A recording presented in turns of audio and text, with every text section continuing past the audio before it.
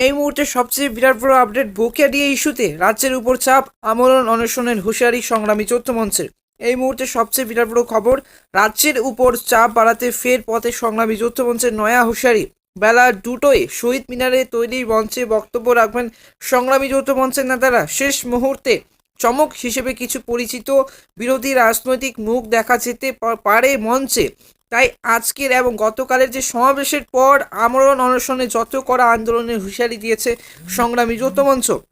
শহীদ মিনারে ধর্ণা মঞ্চে অবস্থানের 358তম দিনে আজ বকেয়া ডিএ ইস্যুতে এবং 359 দিন ধরে আজ কিন্তু বকেয়া ডিএ ইস্যুতে রাজ্যের উপর চাপ বাড়াতে ফের কর্মসূচি ডাক দিয়েছিলেন সংগ্রামী যৌথ মঞ্চ। এবং গতকাল সংগ্রামী যৌথ মঞ্চের ডিএ আন্দোলনকারীরা বেলা 12টায় শহরের 3 প্রান্ত থেকে কিন্তু রাজ্য সরকারি কর্মচারীদের মিছিল শুরু হয়েছিল। হাটশিরা মোড়, শিয়ালদা স্টেশন এবং হাওড়া স্টেশন থেকে মিছিল এবং শহীদ মিনারে কিন্তু ঠেকে। এবার বেলা 2টোয় শহীদ মিনারে তৈরি মঞ্চে বক্তব্য এবং রেখেছিলেন সংগ্রামী যৌথ মঞ্চের নেতারা। শেষ মুহূর্তে চমক হিসেবে কিছু পরিচিত বিরোধী রাজনৈতিক মুখ দেখা যেতে পারে মঞ্চে। তবে তারা কারা তা নিয়ে খোলসা করে ডিএ আন্দোলনকারীদের পক্ষ থেকে কিছু বলা হচ্ছে না।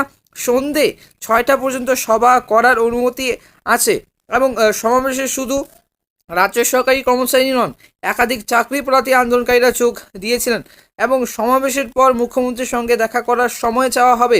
এই যে ইতিমধ্যে একাধিকবার সংগ্রামী যৌথ মঞ্চের সময় চাওয়া হয়েছে, পাওয়া যায়নি। তাই সমাবেশের পর আমরণ অনশনের মতো করা আন্দোলনের হুঁশিয়ারি দিয়েছে সংগ্রামী যৌথ মঞ্চ। সব মিলিয়ে অন্যদিকে এবং আনুমানিক যে 10 থেকে 12 হাজার সমাবেশের অনুমান করেছেন সংগ্রামী যৌথ মঞ্চ নেতৃত্ব। সকাল থেকে মঞ্চে প্রস্তুতি তুলে এবং লেখা হচ্ছে যে স্লোগান তৈরি হচ্ছে, ফ্ল্যাক্স। এবার মঞ্চ বাঁধা হয়ে গেছে। কাল বৃষ্টিতে শহীদ মিনারের ময়দানের যে সমস্ত অংশে জল বা কাটা জমে রয়েছে সেখানে বালি ফেলে তা শুকনো করার কাজ চলছে।